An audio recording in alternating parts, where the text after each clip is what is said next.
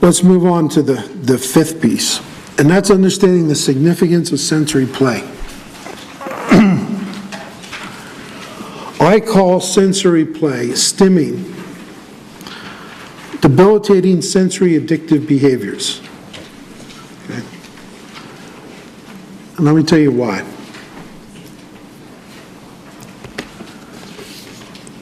If a child is stimming, essentially what they're doing is playing with what's broken in a sensory channel. They are reinforcing in what's broken in that sensory channel. Okay, if you have a child playing with his peripheral vision, he is stimulating his peripheral vision. He is making his peripheral vision stronger. He is going further from developing his central vision. The child is playing with sounds. They're playing with those sounds right on the edge of where they're hypersensitive. He's tending to make it worse. Okay? When a child engages in a sensory play, the child's brain is producing endorphins. Endorphins are the feel-good brain chemicals. The child literally becomes addicted to the behaviors. And like any other addiction, that's where the brain wants to go.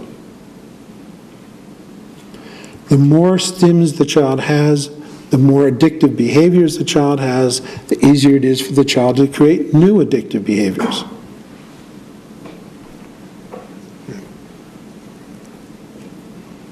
So one of the very tough realities is, to whatever degree we possibly can, we need to stop stimming. And the tough reality of that means, for most of the kids, we need to try to keep them engaged throughout virtually the entire waking day. Okay, and I know how ugly that sounds.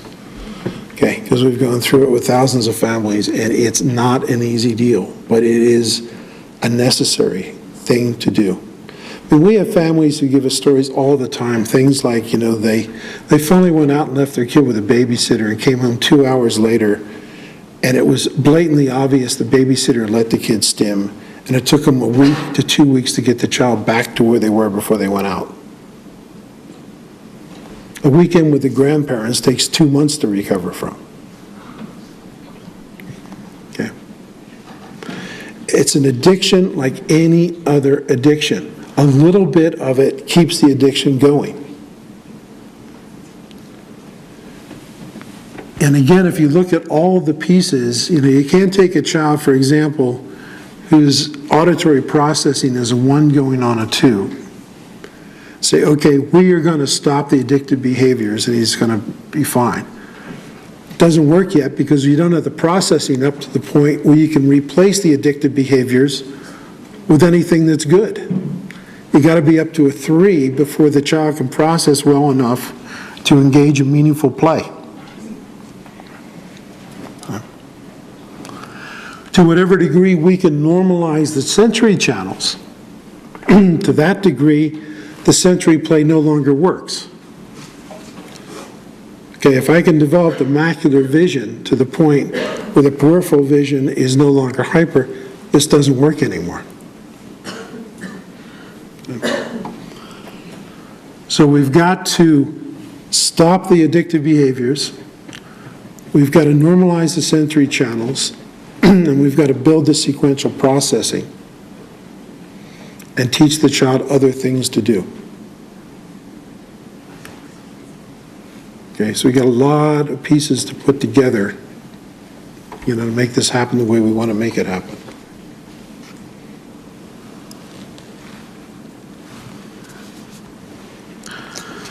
So next time you see a kid stim, see an addict. Okay? And understand, the more they do it, the more addictive they're going to become.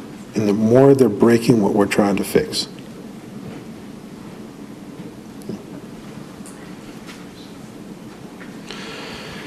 And again, back to what I said earlier, if it looks weird, it is. The child's stimming in some way. He's playing with a broken sensory channel. Don't let them do it. and it can take a while to fix it. We had just to share something, with a little girl that we know very well at the office, who has come a long, long ways. I watched the videotape of her emceeing a second grade talent show. Okay. And she was spectacular. She was improvising all over the place. She'd take a glance at a paper, and she'd know who the kid was going to perform, what he was going to do, tell everybody about it, introduce him, do a super thing, and watched her in between while one of the kids was performing, and she was licking the wall. Okay. So these things can take a long time to totally resolve because they are addictions. Okay. And does licking the wall qualify as weird? You betcha. Okay. So she's not allowed to do that. Matter of fact, when I was watching the video, she was in the room. When it approached that part of the video, she left. She knew what was coming. So she knew, this is not a good thing to do. It is not a right thing to do. But like an addict, it's not something she can just stop doing. Okay. Up to you. Yes, ma'am. I have a student that is addicted, using your word, to water. And my question is, since water is a necessary part of our lives, how would you recommend not exposing him to that, or how would you recommend? You mean water play like in splashing? Watching it run down the drain, or doing this in a still time, so watching the movement of the water. Yeah. Rain, washing things, that sort of thing. So if we're trying to start the addiction, how would we do that with water? Well, these kids are very creative. I had one of the mothers write this fantastic story about her son and all the ways he could find to stim, and like he'd pull threads and play with the threads and then hide them, and the answer, unfortunately, is keeping them engaged with what's okay as much as you possibly can. Fortunately, one of those things that is not only okay but good and doesn't require your direct intervention is that fantastic thing called a TV. Okay. TV has saved the sanity of countless hundreds, if not thousands, of parents of autistic kids. Okay. And we not only use it as a safe thing to increase macular vision. If you think in terms of the kids within the spectrum, with very, very few exceptions, are visualizers, which means for them to learn something, they need to get a picture in their head. So one of the things on a lot of programs of our kids are what we call therapeutic videos. And you'll actually discover that if you're trying to teach a child something, you often do much better videotaping them and having them watch the videotape than showing them yourself. And you think even like, let's put Johnny in a class with typical kids so they can model for him. Well, even in that environment, there's so much peripheral stuff going on that if Susie's over there riding the trike, they never see it. Unless they lay down on the ground and watch the wheels go around, right? Videotape her riding the trike, have him watch it on the TV, he gets it. By the way, just to help reinforce how strong that TV is. Imagine, that this whole wall is a big bookcase with knickknacks all over it, right? And if I was standing in front of this wall with all this stuff, and you were trying to pay attention to me, your eyes would constantly be pulled to what was all over those shelves. Put a TV in the middle of that mess, it all goes away, right? I mean, how many of you have entertainment centers with all kinds of stuff there, a TV in the middle, and is it a distraction? Not at all, okay? Because it's such a strong macular stimulant. It's a powerful, powerful tool. So what about the study I don't know what it is, that says that TV causes autism? Let's baloney, to put it polite. By the way, that study came out from a mathematician.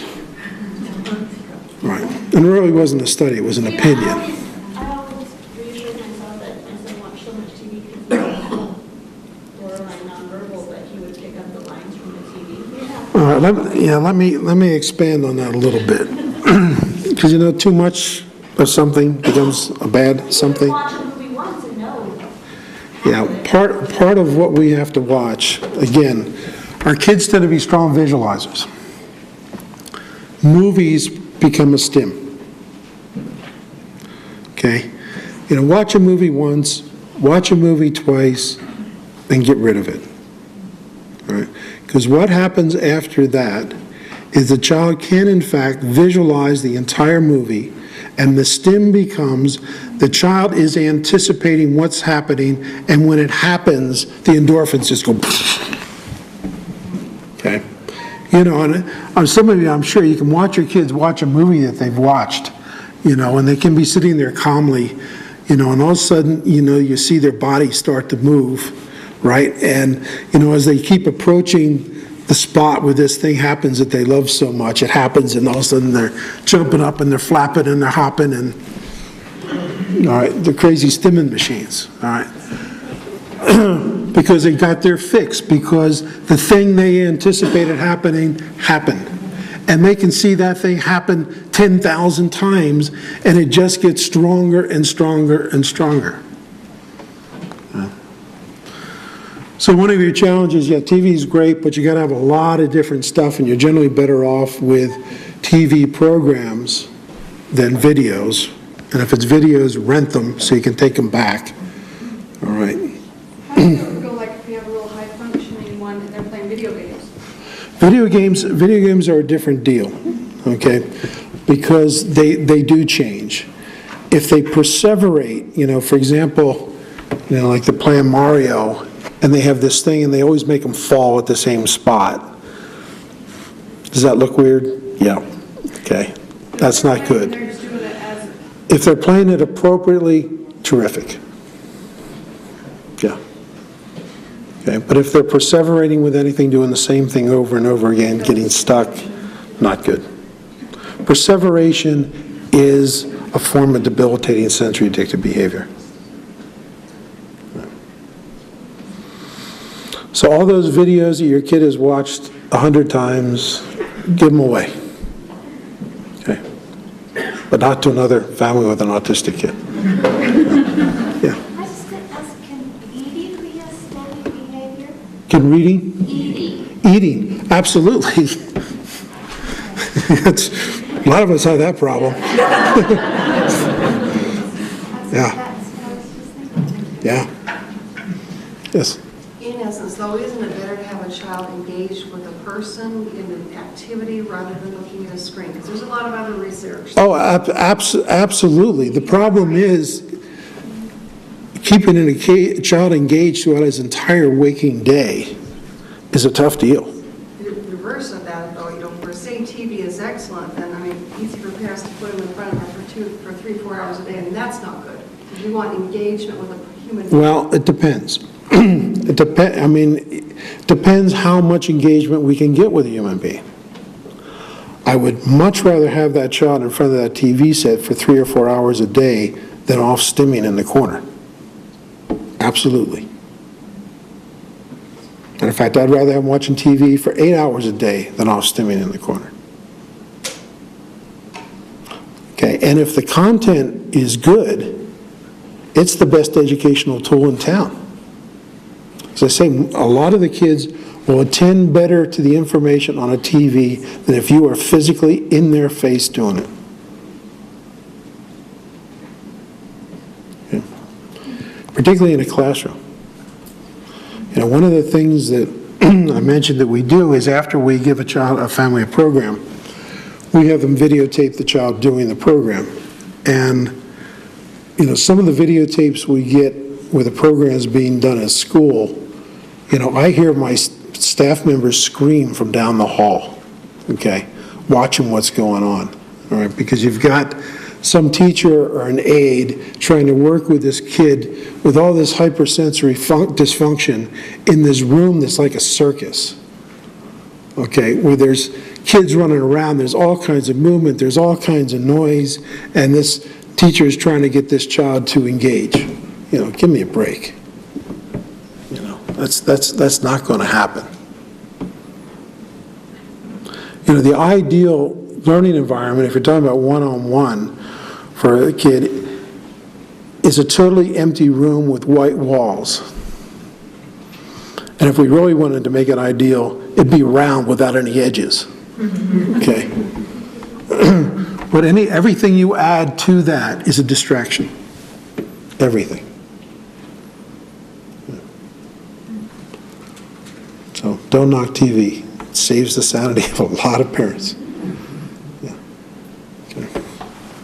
By the way, you know, often once we teach the kids to love the TV and we advance them, then we don't let them watch it anymore. But, you know, when we need it as a therapeutic tool, it's the best thing in town.